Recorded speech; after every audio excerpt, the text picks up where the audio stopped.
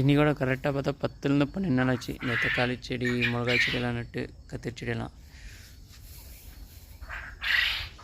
இன்னும் இப்போ இதில் சைடில் இருக்கிற களை மொத்தத்தை எடுக்கணும். நெக்ஸ்ட் அப்படி இந்த பக்கம் பார்த்தா இந்த பக்கம் நட்டு வச்சுக்கிறேன்.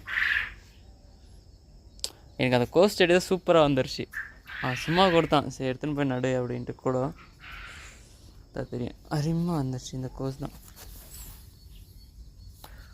ரவுண்டு முட்டைக்கோஸ் இது.